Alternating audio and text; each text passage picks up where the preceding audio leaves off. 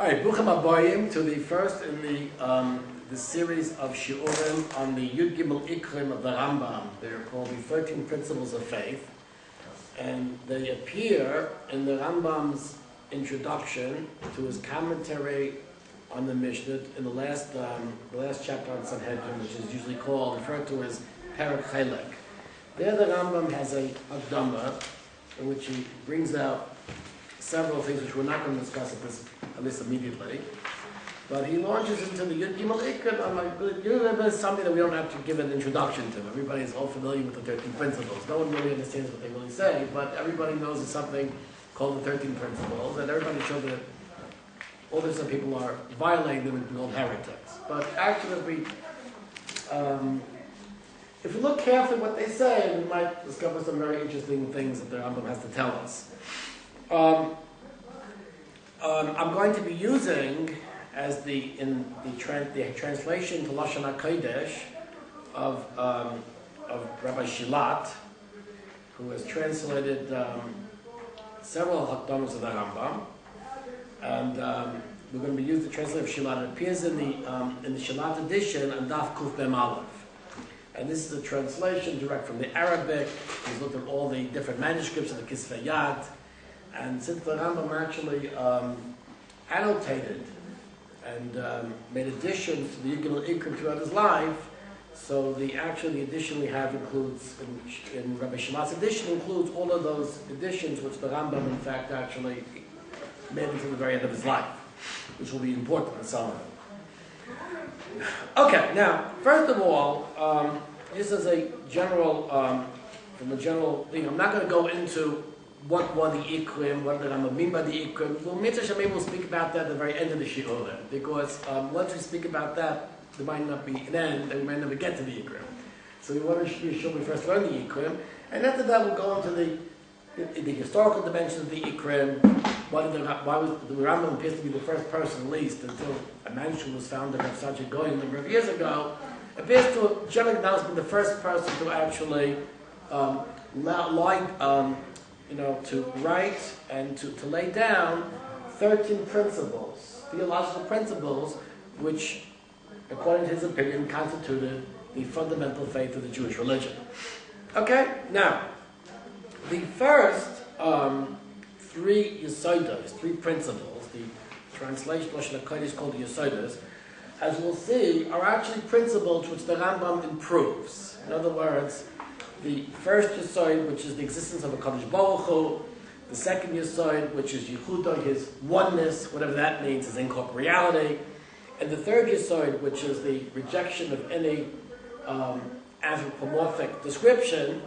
These are principles which the Rambam himself says are subject to philosophical proof, and what is not, in fact, in need of any type of revelation to come to them. I mean, this is rather clear, first by the fact that in the Moreh Nevuchiim themselves, and we'll get to in a while, the Rambam actually supplies proof, both of God's existence and his incorporeality, which basically covers the first three Yesodos. And in addition to, the Rambam says explicitly in the second chelik of the Moreh Nevuchiim, in the section in which he devotes himself to prophecy. So the Rambam there says in Perek Lamed Gimel, I'm going to be using the edition of Schwartz, which I've used in all these shiurim in hashkafasakal.com, but in any case, anyway, there he says that which Chazal said, that the first two dibros, the first two of the 10 commandments, Anoichi and Lo Yelecha, that when it says that they were heard by Pia Gevura, directly from the Kadosh Baruch Hu, and not Moshe Rabbeinu, the Rambam says, is basically what Chazal mean, is that these things can be apprehended intellectually.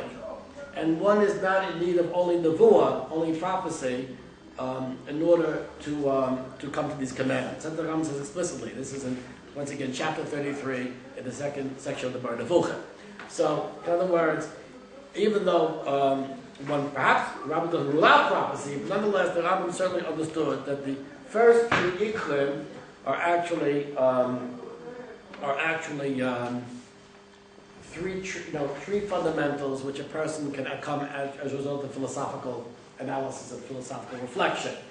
The fourth principle, which is kadmus, which actually in the Ksaviyat, which Rabbi Shulak uses, actually the Rambam says explicitly, this is B'riyah Yesh B'ayin Creation Ex Nihilo. It appears to be that in this Ikka, the Rambam held that one cannot come necessarily through philosophical analysis. Certainly in the Moreh Nevuchiim, the Rambam does not prove creation ex nihilo. But the Rambam says explicitly, I'm now on Daf Kuf Mem Beis, that says, Ki Yesod HaYes, this is the Yesod HaYes HaGadol Shel Teras Moshe Rabbeinu. This is the greatest, most fundamental principle of Teras Moshe Rabbeinu. The Rambam says it's the greatest principle of Teras Moshe Rabbeinu. That means that in fact one cannot prove it philosophically. One is in need of revelation of Teras Moshe Rabbeinu in order for this principle. So it's clear that from the fourth principle, the fourth Yesod onwards, then already the principles are not subject to philosophical proof, but rather they are things that are gleaned from Scripture and from revelation. But the first three Yesodis, and the Rambam, certainly the Rambam, in fact, offers proofs in the Moreh Nevuchiim, as I showed you, the Rambam certainly believes that these are things which are which can be gleaned through philosophical proof. Okay, fine. Now, what I want to do is I'm going to read the first Yesod. It's from fourth onwards? From fourth onwards, right. From fourth onwards, right. That's, in my opinion, fourth onwards. Even the voice Moshe Rabbeinu? Yeah, the voice Moshe Rabbeinu, yeah, I mean, yeah, for sure the voice Moshe Rabbeinu we require revelation. I mean, Moshe Rabbeinu hadn't revealed his nevuah to us, we would never know it. That doesn't mean it's not rational. But the Rambam, for the very fact that all the other mitzvahs, the Rambam says that we would not be able to ascertain intellectually, it means that the rest of the Asels and Dibbois and everything else is in fact actually from Torah Moshe. And that's pretty clear. If the fourth one Yeah. is not, I mean, if you can't demonstrate it, right? So that wouldn't plug up the first three? No. And that's a misunderstanding of a lot of people. We're going to get to that tonight. That's a common misunderstanding. People, I think, are confused on this issue. No relation. Okay, but we'll speak about this. Okay? That's going to be the subject of the subject matter of tonight. Now, I want to read inside into the first Yesod, which is an important, and actually look at the Rambam. Of course, the Rambam, wrote this in Arabic, so you can't be medayik in the translation. But given that, we'll try to be medayik in the translation. Okay? The Rambam says, I'm reading from the Shalat edition, Ayesod Arishon, Mitzias Habara Yishtabach, the existence of God. Okay, now the Rambam says two things. V'hu sheyesh sham nimtza ba'ofen hashalom shebe'ofnei hametzias. There is something which exists, which is the most perfect in its existence. Okay? Interesting expression. That's point number one. There exists something which has the most perfect existence. It's interesting that he doesn't use the word laham. I don't want to go into that. That's Brisket Taira, which has no Bukor in the Arabic whatsoever. Right. Okay, no.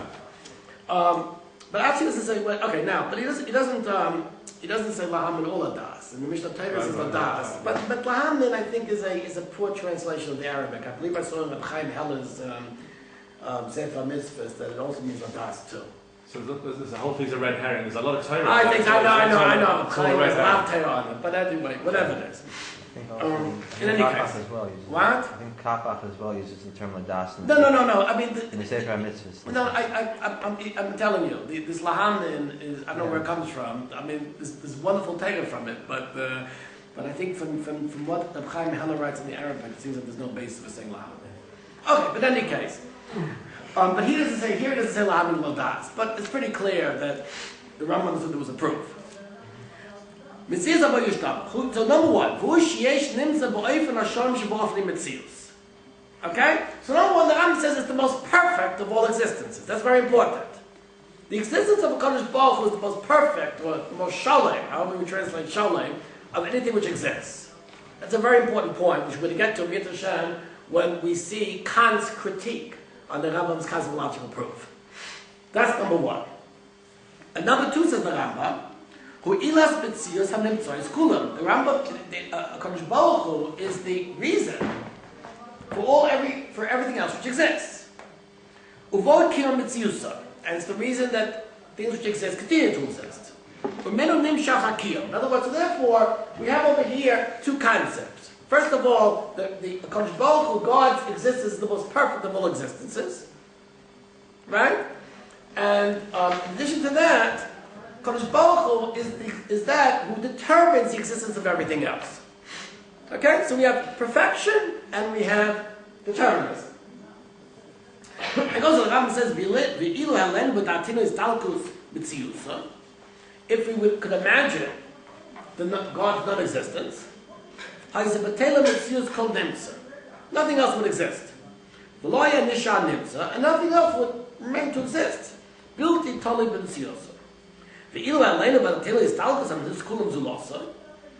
if in fact actually, but on the other hand, if we would imagine nothing else exists in the world, everything which exists, we would imagine, we could entertain that nothing else exists. But that would not affect God's existence.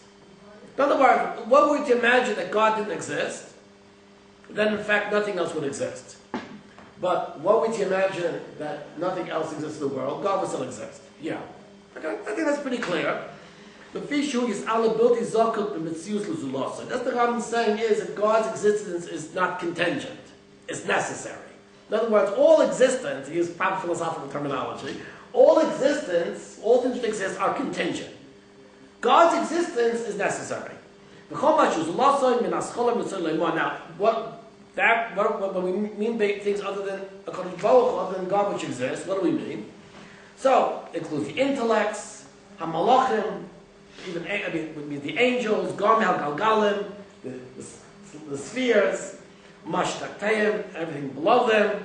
Akol Zok Yitzusu Ela. Everything is totally contingent upon God's existence. V'zai Yisod HaRishon, and this is the first fundamental principle. This is the fundamental principle, first fundamental of faith. Hu Shemayra Alav Diber Anochi Hashem. Anochi Hashem Elokecha. Okay, so the Rambam has told us, once again to summarize, very, very simply, is that God's existence is necessary, all other things that exist are contingent. But he's told us two things. Number one, God's existence is the most perfect, complete form of existence. That's point number one. And then the second thing he's told us is that God determines the existence of everything else. In other words, and the Rambam puts it very, very clearly, what would we, if we were to consider the possibility that God doesn't exist, nothing else would exist. But, of course, would we consider the possibility that nothing else exists other than God, God would still exist. That's what I'm saying, is that God's existence is necessary, not contingent. All other existence is contingent, not necessary. That's the Rambam's way of saying that. Okay, now, you asked this interesting question. You said, well, doesn't this mean that God created the world next to Yom? I mean, that's a double portion. It's simple. In other words, once I have this proof, let's jump to the fourth. Let's just say God created the world next to Him. And that's the obvious thing that comes to mind when a person learns this. But we're going to see. I'm going to show you actually now that not only is that not true, but that actually conveys and expresses a total misunderstanding of what the Rambam meant in the first principle and what the Rambam understood with the existence of God. Okay, now, first of all, I'm going to demonstrate to you, that the Rambam's first principle has not only absolutely nothing to do with creation ex nihilo, but in fact actually is very pointedly not creation ex nihilo. The Rambam presents in the very first chapter of the second section of the Moreh Nevuchiim, the Godfrey Complex, several proofs of God. I'm not sure what the main proof is. I would imagine the first proof, which is the longest proof, is probably the main proof. I'm certain that the Rambam considers it to be the least of his proofs. Now, before the Rambam begins proving offering the proofs of God in the first chapter of the second chapter of the Moreh Nevuchiim, he has a Hakdama, he has an introduction. And in that introduction, he states 25 assumptions 25 assumptions are really 25 axioms of what one would call Aristotelian physics or Aristotelian metaphysics. 25 assumptions that he assumes are logical, physical assumptions that, everybody can agree to, and He Rambam claims- stood, yeah. He claims that Aristotle has proven every one of them. Right. As far as the Rambam is concerned, these are proof, whatever. These are assumptions based upon Aristotelian proofs. In other words, these are things that we assume, and the Rambam, of course, doesn't go into them because the Rambam has already told us in the introduction to Moreh Nevuchiim that before one studies the Moreh Nevuchiim, one should be grounded in Aristotelian science and physics. So therefore, the Rambam doesn't bother, proving all these things. The Rambam assumes that you've gone through Aristotle's metaphysics, whether in Arabic, whether in ancient Greek, whether in English, and he doesn't have to prove that these are true. Now, but the Rambam, interestingly enough, adds a 26th assumption. Okay? What's that 26th assumption? So in the Schwartz edition, it appears on page 256, and the 26th assumption, believe it or not, is the eternity of the world. That time is eternal. That's what Rambam says. In addition to the assumptions which I've listed, I have added one assumption. He's going to assume that the world's eternal. And the fact is, I'm going to show you in a while, how the eternity of the world is very, very important for the proof of God. Now, you might say, oh, well, the Rambam, basically, you say the Rambam when he wrote the Ikkarim didn't hold from this, he was only doing this for Nevuchim, but it's not true. Because actually, in the fourth principle, the Rambam actually refers, the fourth principle, which I told you is already creation ex nihilo, the Rambam says, right, that refers to the fact that he's actually contradicted himself. On Daf Kuf Mem Beis, after the Rambam tells us that the fourth principle of faith is that the world is b'chudesh, which means that Kadosh Baruch Hu created the world, creation ex nihilo. Okay? So says the Rambam, V'zeh she'tir'eni soivev sviv inyan kadmusai, and that which you see that I have soivev sviv, that in fact I've actually, in other words, used or assumed inyan kadmusai, God's eternity, al das ha-philosophin. Right? Is that appear in that Rambam there? No, because this is actually a Ksav Yad that Rabbi Kapach discovered, and actually in the Shabbat edition that appears. You should also have the editions of the Rambam in the fourth Yesod do not mention at all Bria Yesh Miyayin. Just say Kadosh Baruch Hu was Kadmai. And there are people who have attempted to say that in fact actually that in the Yud Gimel Ikkarim, Riesh Miyayin and Krishna Ksila is not part of the Yud Gimel Ikkarim. The Rambam mentioned Moreh Nevuchiim, well, that's a whole shtickle Torah that we'll get to. And they wanted to claim that the Rambam held that really you don't have to believe in Riesh Miyayin. After all, the Rambam has already told us in Moreh Nevuchiim in section 2, chapter 25, that if you believe in Platonic's theory of eternity, then you're fine. You're not an apikoros, it's fine to do so. And that's, by the way, one of the things that the Kuzari actually agrees on. Probably the only thing the Rambam and the Kuzari actually agree upon in anything is the fact that you can believe in Platonic's theory of the eternity of the world. In fact, actually, the Rambam looked as much like that too in the first. Rambam also. Yeah, the Rambam for sure believed in it. I mean, he felt it was crazy to believe in creation. Okay, I'm going to go right now. I'm just saying is that so some people have tried to learn that in the original Yud Gimel Ikkarim, when the Rambam said the Kadosh Baruch Hu was Kadmon, it didn't mean he was temporally Kadmon. It just means he was ontologically Kadmon. We'll get to that. We'll get to that. All I just want to say is, Baruch Hashem, actually the Kapach edition, Kapach found actually a manuscript of the Rambam, I think Ksav Yad Kodshay. In fact, the Rambam actually added at the end of his life, B'riya Yesh B'yayin. He says explicitly, the Olam is B'chudesh. So, make no mistake about it, creation ex nihilo is one of the Yud Gimel Ikkarim. And the Rambam points out that what? That you see me assuming the kadmos of the world. So he says, I'm just doing that to prove God's existence. So the Rambam actually was quite aware that his proof of God's existence and God's incorporeality, because we'll see actually the proof proves both things, right, does assume the eternity of the world and contradicts his fourth principle. The Rambam leaves it as such. We will speak about that. Just repeat that one more time. In other words, the Rambam in the fourth principle makes note of the fact that he did make the assumption of improving God's existence and incorporeality, assuming the world's eternal, which now would appear, which is a contradiction to his fourth principle. He mentions this in the fourth principle. Is the assumption of Kadmas Ha'olam something that he couldn't have done if he assumed Bris Ha'olam? Obviously not. Obviously not. Obviously not. First of all, not only does he assume it, but the Rambam tells you to give him the Ikkarim that he needs it. The Rambam didn't say it was chayzer. The Rambam said that's what people were not from. It's not a Kal V'chomer, as it were. If you can prove it with Kadmas Ha'olam, you can. No. No, exactly. The Rambam is saying, the Rambam is acknowledging in the Yud Gimel Ikkarim that even though an Ikkar faces a hack of the Ikkarim, he used Kadmos, he assumed Kadmos in proving God's existence. That's what he says. Okay? Now, this seems to be a contradiction. We'll speak about it when we get to the fourth principle. However, what am I speaking about this right now? This is very important. Why is it important? Because we shouldn't misinterpret. We should not misinterpret the first principle. Which means, to say that God is the cause of existence, that cannot be meant in a temporal sense.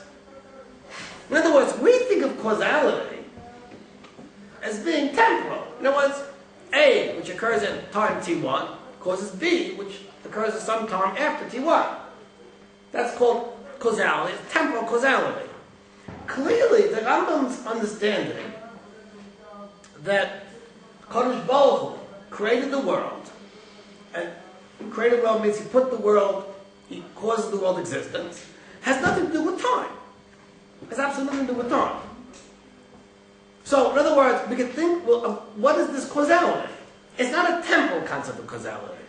No, just because Kadosh Baruch Hu, right, determines the world, does not necessarily mean that Kadosh Baruch Hu perceives the world temporally. Now, this is very, very interesting, because it turns out this happens to be a very important theme in the Rambam in general. For example, in chapter 30, of section 2, the Rambam has an entire section in which he speaks about the creation of the world. You could say, literally, this is actually the Rambam's parish on Ma'aseh Bereshis. And the Rambam begins with the question that how could you say Kadosh Baruch Hu, day 1, day 2, day 3, when in fact actually the sun was first created on day 4. Right, the Rambam goes through the version, but the conclusion of the Rambam, and if you don't believe me, this conclusion by Rambam, look at the Abarbanel's Hakdama to his Perishon version, is that creation did not take place in days. The Rambam does not learn in Ma'aseh Bereshis that the creation took place first day, second day, third day. All the days, what the days are is basically hierarchies of creation. The Rambam comes to the conclusion that the world was created all at once. It was not created in time. That's the Rambam's conclusion of chapter 30. And even though the Rambam says it very subtly, the fact is, if you look at the Abarbanel has a Hakdama to Ma'aseh Bereshis, and there he states explicitly that that is the Rambam Shita. Now, what you should know is the very famous Rambam. I think maybe it's in the very famous Rambam. The Rambam says you should know that the days of creation are real days. So everybody says, what's the Rambam saying? So that Rambam is a very famous Rambam. What's the Rambam saying? The Rambam is saying is, if you should know, that we have to take, the creation was in 24-hour days, and therefore the world has to be 6,000 somehow years old. If anyone who says that basically doesn't understand what the Rambam is saying. The Rambam is saying that against the Rambam. The Rambam held the war in days. Come to the Rambam, and they said, no, creation, according to the Rambam, creation took place in time. So, but the Rambam is saying that la'afuke, in contradiction to the Moreh Nevuchiim. That's what the Rambam is saying. And I always thought that was the pshat of the Rambam. And Baruch Hashem, actually, I wasn't very, very careful, but Rabbi Shavel, says that too in his footnote. Then he doesn't miss very much Rabbi Shavel, and it still remains, by the way, Derech Hagav, far and beyond the most important parush of the Ramban on the Chumash, and of course the Achronim. And the Ramban in his parush of Torah comes to he doesn't mention Moreh Nevuchiim by name, but he makes a very strong statement. You should know that the creation of the world took place in terms of real days, from hours. The Ramban is just saying this connected the Rambam in the Moreh Nevuchiim. So, in other words, what am I saying is that creation did not take place within time. There's no concept of time in creation. So therefore, to say God created the world, that is a non-temporal concept. I could say a timeless concept, but I would say a non-temporal concept. Now, at what point did time become part of creation? We'll speak about that. We think about that. Now, you should know something. You should know something very interesting is, now whoever knows a little bit about Aristotelian physics will say that this is a double portrait. This is a simple thing. Why is that true? The Rambam, in section 2, chapter 13, in which he actually he presents the different theories of creation. In other words, the creation of Theon, which is Teras Moshe, and then he presents the Aristotelian Platonic theories of eternity. The Rambam says that in creation ex nihilo, says the Rambam, you should know that time was also created. Why is time created? Because everybody knows that time is a property of movement. In other words, the Greeks actually believed something which is probably closer to Einstein's space-time than Newtonian physics. The Greeks believed that time was a property of motion. And since I assume that motion is actually spatial, the Greeks believed that actually there was a time that was part of space. In other words, and that's what the Rambam says. Why did the Baruch create time? Because time is a property of motion, a property of the physical world. It's not separate from the physical. No, it's not separate from space. It's a property of motion. So just like Kadosh Baruch Hu created motion, anything moves, anything that moves. So therefore he created time. Therefore, says the Rambam, you can't speak about a time that God created the world. There was no time that God created the world. That's what the Rambam says in chapter 13 of section 2. Okay, so it's a very, very important thing. So, what's interesting is that what we get in the Rambam is that God's creation of the world, or the causal chain, which begins with the Kadosh Baruch Hu, has nothing to do with time. And to go even further, I can elaborate more further on this. Actually, if you look at section 2, chapter 12, there the Rambam says, well, how did the Kadosh Baruch Hu create the world? Because creation, like anything else, is a physical act, and how can we attribute to a Kadosh Baruch Hu a physical act? Says the Rambam, Kadosh Baruch Hu created the world through thought, through thinking. Kadosh Baruch Hu which generated a thought, and finally at the end ends up in what's called the active intellect, and that creates the world. It's a little bit like a creation, like the Rambam speaks like he says, like throwing a pebble into a pond and then they make circles, it makes waves afterwards. It's a type of thing of that. It's a very, very interesting thing. But once again, thought is not connected with time.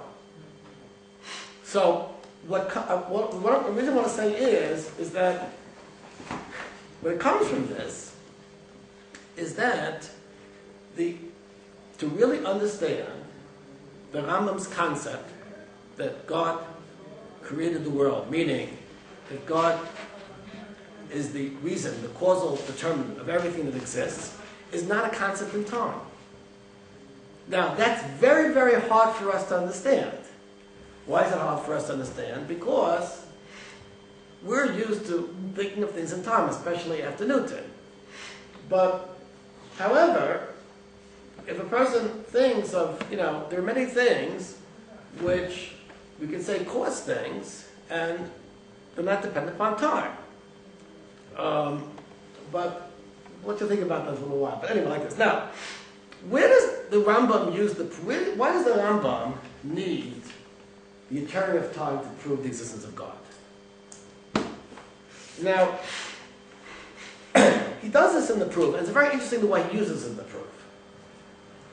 Once again, the first chapter of the section of the Moreh Nevuchiim, the Rambam says we know that everything which moves has to have something which causes it to move.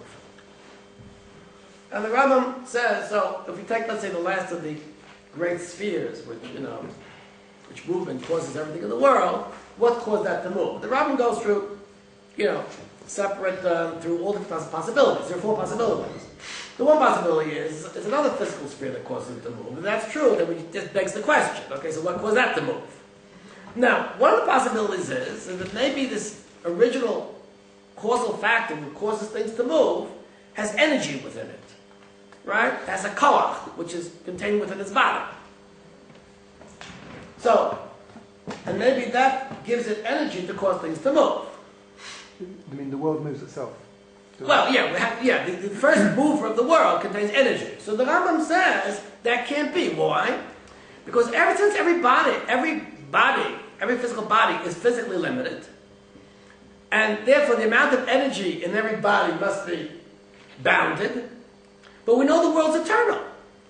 So therefore, how could a bounded energy contained within a bounded physical body have caused motion for an infinite amount of time? If something is eternal, then it can't be divided. No. Once again. That's incorporeality. You're confusing two things. Once again, if the energy within a physical being, right, is that which causes it to move the world. So the Rambam says, since the physical being is bounded, it's corporal, if it's bounded, so the energy within it must be bounded too, if it's contained within it. So maybe that causes that's the first move. So the Rambam, that can't be. Why? Because if the world is eternal, time is infinite. But how do we know the world is eternal? He's assuming that. That's one of the assumptions. Right. He's assuming that. Since the world's eternal, so it can't be an energy within a physical body. Okay. That's one of the reductio ad absurdum. The Rambam admits that. And at the end, it has to be something which is incorporeal. But in other words, what do we see? We see that the eternity of the world is essential for the Rambam's proof. In other words, the eternity of the world, basically, right, is essential for the Rambam's proof because it requires nothing finite could possibly account for eternal, infinite motion, and therefore, right, the first movement cannot be corporal, because everything corporal by definition has to be finite. So really, that's where it comes into proof. In fact, what the Rambam is doing is an interesting thing. The Rambam basically is taking the universe and making it infinite. If the universe is infinite, then God cannot be corporal. In other words, the notion of the incorporeality of God is contingent upon the infinity of the world. If the world is finite, then there could be what God does is not uncorporeal because he has a hole in him. Genus 1, or genus 2, whatever it is. He's a topological donor. In other words, so according to the Rambam, we have to make the world infinite. Now the Greeks believe that the finite world was the space or the physical world was what? Was finite. So therefore, something has to be infinite. So what do you make infinite? Time. Time is infinite.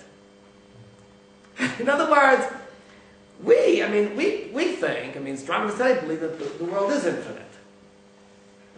But, in some way, whatever it is. But, the Greeks believed the world was geometrically finite.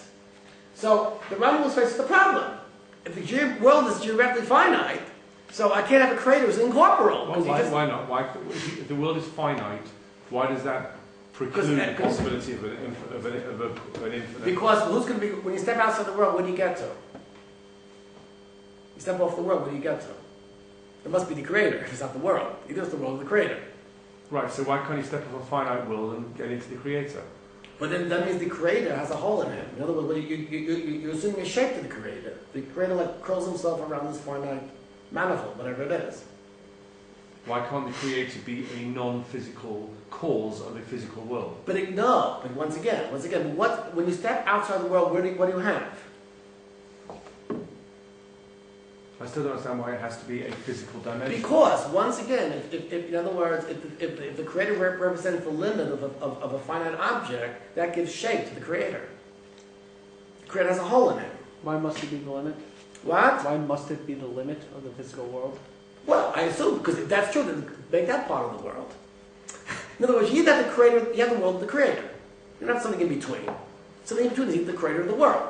So you define, if you decide the world stops here, the creator begins. Very simple exercise. So in other words, the Rambam had to have a way of making the world infinite. So how do you make the world infinite? What do? You make time infinite. So in other words, now that I know time is infinite, very, very good. The creator has to be incorporeal. Because there's an aspect, there's a dimension of the world that actually stretches to infinity. Don't you push the problem? If you have time is infinite, so then aren't you still going to have a problem of physical world existing? No. So that's a good question. It's mashma in the Rambam. It's in the Rambam that somehow time is also a property of the world too. It's like another dimension of the world. It's not like this physical thing you step off and just goes on forever. Once again, it's not. We're used to thinking of time as separate from the. We're used to thinking of time as separate from the physical, like Newtonian time. The Rambam doesn't think of it as such. What? Whatever it is, yeah. Time, in other words, we can't think of our terms of time. But the basic thing is, the important thing is, that creation is not an act in time. And that's why, I'm telling you, that's why the Rambam is led in chapter 30, right, to come to the conclusion that in fact the days of creation are not really, have nothing to do with temporal days. They're merely hierarchies. I mean, the Chumash used the Lashon Yom, but really it's not a day. It's a hierarchy of creation. And this is what the Rambam, in this portion of Chumash, is attacking. I mean, he doesn't mention the Moreh Nevuchiim, because the Moreh Nevuchiim says it so subtly, he doesn't have to say it. But nonetheless, the Rambam is saying, you should know that the days are days. By the way, Derech Agav, you asked when does time come up. Time is fundamental in the Rambam. In fact, I would even go off on a limb to say that probably the most fundamental ontology of the world is time.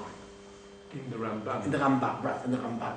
The Rambam, time, if you're asking me what is the fundamental, the foundation of the Rambam's metaphysics, his understanding of God in relation to the world, I would say time. I would say even more so, not only time, the circularity of time. He also holds, Rambam also talks about the Yuli that's created. Well, yeah, I understand that. But the idea of the Rambam is time.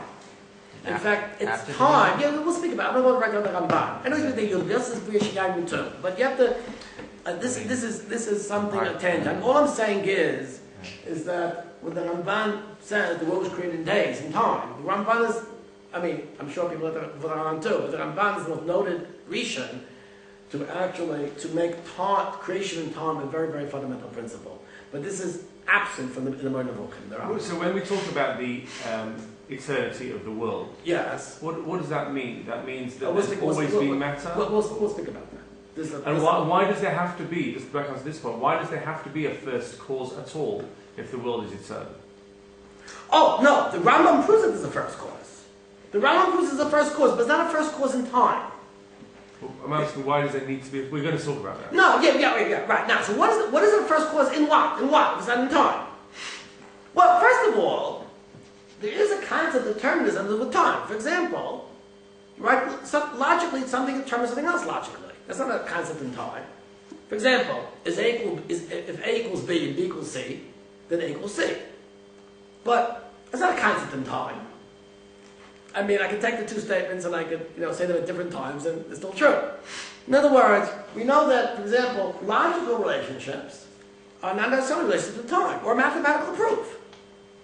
In other words, you have assumptions, you prove something. That's not a proof in time. It is true that when I think about it, I first think of the assumption. That's not really true. Actually, sometimes you think of the answer, then you think of the assumption. In fact, many times what you do is you make a conjecture and then you think of the proof. Right? There are many conjectures and proof on the fast. I mean, the Poincaré conjecture was proved, but Poincaré didn't have all the fancy mathematics that we have today, but he had the conjecture and they proved it. So in other words, that's an example of a deterministic system which is not a concept in time. So in other words, and then usually that's called ontological determinism. That's a fancy word. It just means determinism is not temporal. In other words, things can determine things logically, for example, but it's not necessarily, a concept in time, right? So the Rambam understood that when HaKadosh Baruch Hu... Logic is not based on time? No, not at all. Not at all. Not at all. You have different steps? But steps can take place at different times. The problem is that, A equals B, I can say A equals B, A equals C, and B equals C. Those are all true too. That's implied too. It's not in time. It's the issue of truth. It's not. When you think about it, you think about it in time properly. But it's not true in time. I say I conjecture mathematics. You have to prove it. It's not a proof in time. I knew the conjecture, and then I proved it. Or for example, I might want to state something, then I want to find axioms which hold this is true, and a condition of which is true. So that's also not in time. So truth is not dependent on time. I didn't say that. I just say that there are certain types of truths which are not temporal. Some truths are. Or for example, let me tell you something, even quantum mechanics. You have examples in which actually something is true at a certain time, and later on it's not true at that time. But kind of like time reversal. In any case, all I'm saying is that not every concept of causality is a concept in time. The Rambam clearly was not speaking about temporal causality. That's clear. So when the Rambam says the HaKadosh Baruch Hu is the source, is the cause for things which exist, he didn't mean in time. He didn't mean in time. Not to mention that when you understand the creation of the laws, the Rambam understood it in chapter 12, in section 2, that God is thinking thoughts. I don't think it takes God time to think thoughts. I mean, even the biggest Eloy takes time to think something, but so in other words, what I'm saying is that when the Rambam says God is the deterministic reason for other things that exist, he's not speaking in terms of time. Why is it cause and effect? Wouldn't it just be cause and... It's cause, but it's not in time. It's not in time. Like I said before, I give you examples. You have logical things which you can look at causality, but they're not in time. Okay? The English word of cause and effect implies time. It may not be in Rambam, but certainly that word. Whatever it is. The word cause. Cause doesn't imply time. Because if you reverse the flow of time, the effect will become the cause and vice versa. I don't know. English, I don't know. But I'm saying, okay, now.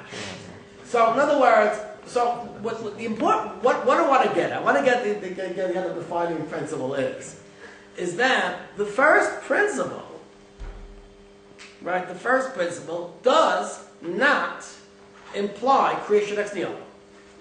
You need for that the fourth principle, and that's what the Rambam wants to say.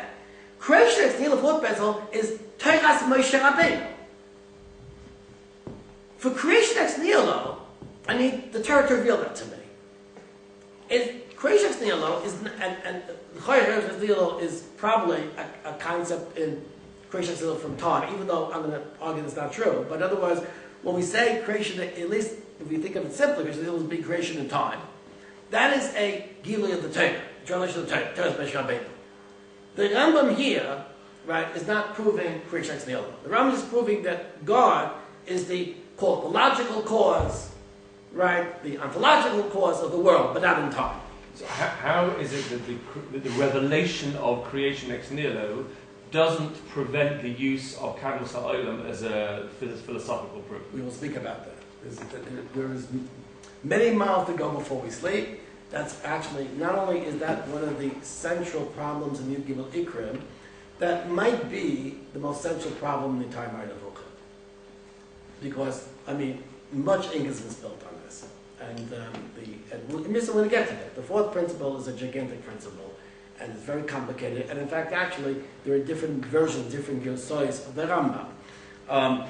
The fact is that based upon the Rabbi Kapach's manuscript, in which the Rambam added explicitly creation ex nihilo, means that it could possibly be that, in fact, people might have misunderstood it. The Rambam wanted to make something very clear that when he said kadmon, it means kadmon in time. Okay? Explain once I make time infinity, how does that stop me from stepping out into... Because if time's infinity, so God has to be incorporeal. Because if he's corporeal, right, then he can't be infinite. So something precedes God. Why can't I have God being corporeal without time being infinite? No, because we explained that before. Because if the world's finite, God is just a little bit more than the world. And once that's something infinite, then... I need an infinity in order to make God incorporeal. In other words, the infinity of one dimension means that God cannot be finite. He has to be greater than infinity. Just a bigger infinity. Right. Okay, this is pre-Cantor, whatever it is. But it's not important right now. In other words, in order to prove the incorporeality of God, which is really what the Rambam does, the Rambam's proof of God not only proves the existence of freeze and incorporate at the same time. In order to think that the Kodesh Baruch Hu doesn't have a guf, right, is incorporeal, is echad, which is after the second and third of the Ikkarim, right, I have to assume that there's an element of the world which is infinite. And the Rambam does that, right, by assuming the eternity of the world.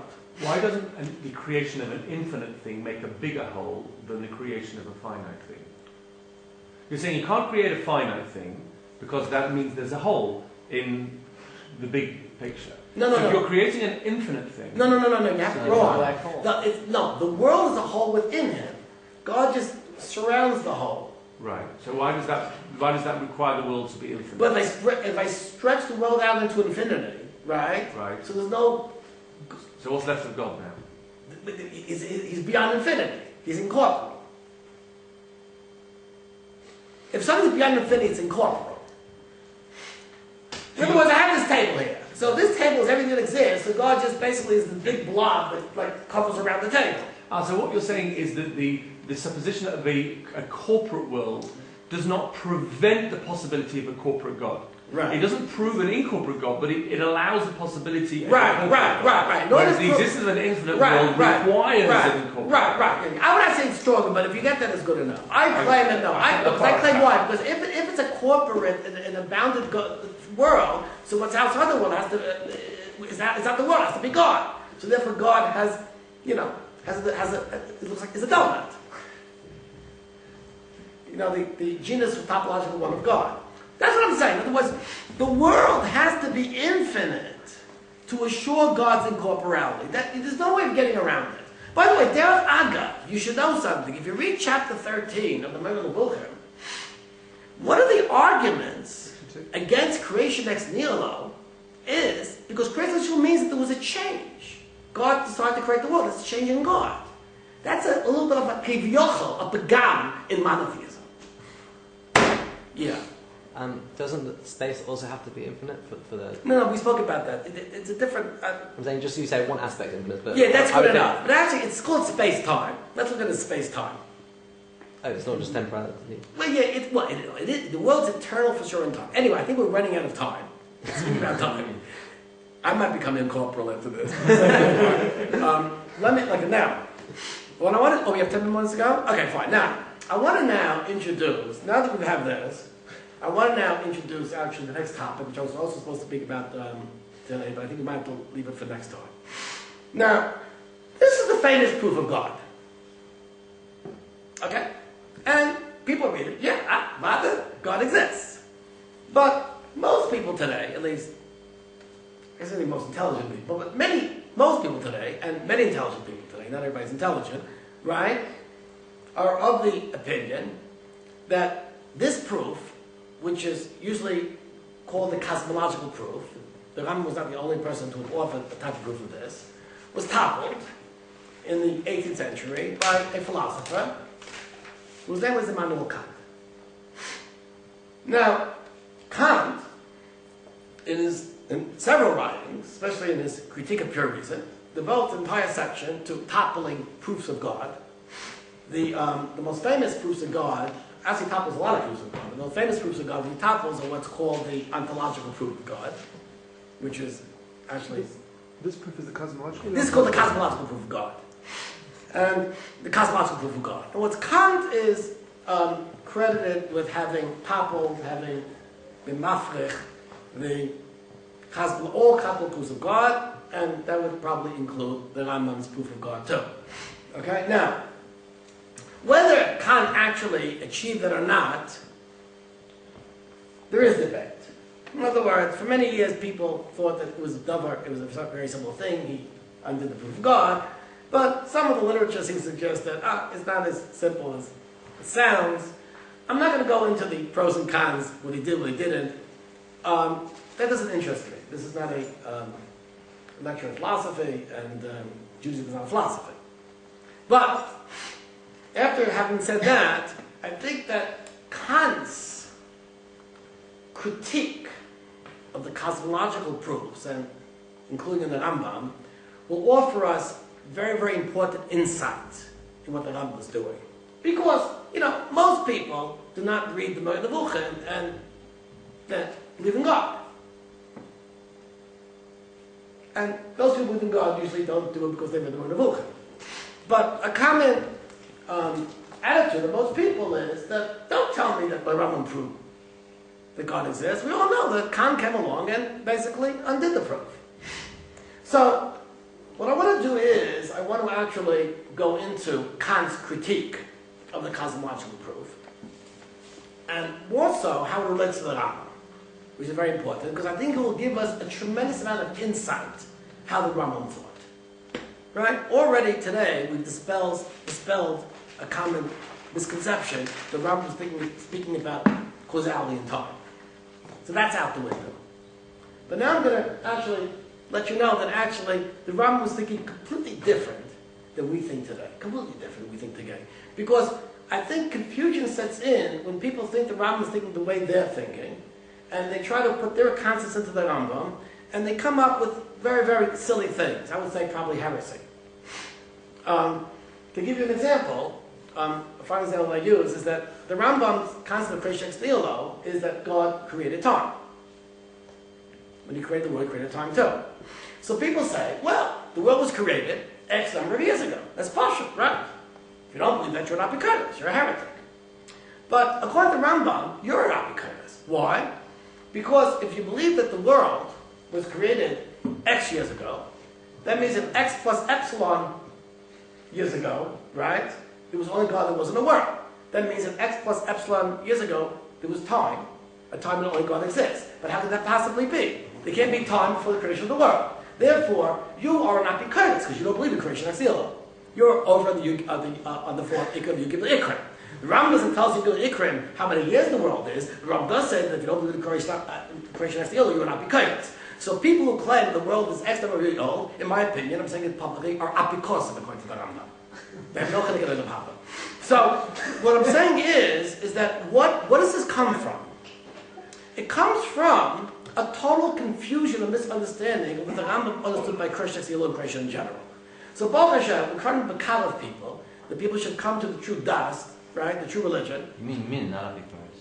What? You mean min. Min, right, min, yeah. That's right, yeah. And I have a good story about that, but anyway. And because of this, and so actually, I think it's getting a little bit late. And what we're going to do is, for next time, we're actually going to take a look at Kant's critique of the cosmological proof. I think it's been put on the web. Yeah. And you don't have to be a philosopher to understand it. By the way, the critique is a little bit confusing. It might take us more time to learn Kant than Rambam, whatever it is. But I think that Kant's critique will actually show us a very interesting insight in what the Rambam was thinking. And it's going to help us understand why, in fact, that critique is not a critique. It's a critique, but it's not a rejection, a refutation of the Rambam. That's going to be very, very important. Okay? But until that time, from an undisclosed location in Yerushalayim, Kodesh, a guten Tag.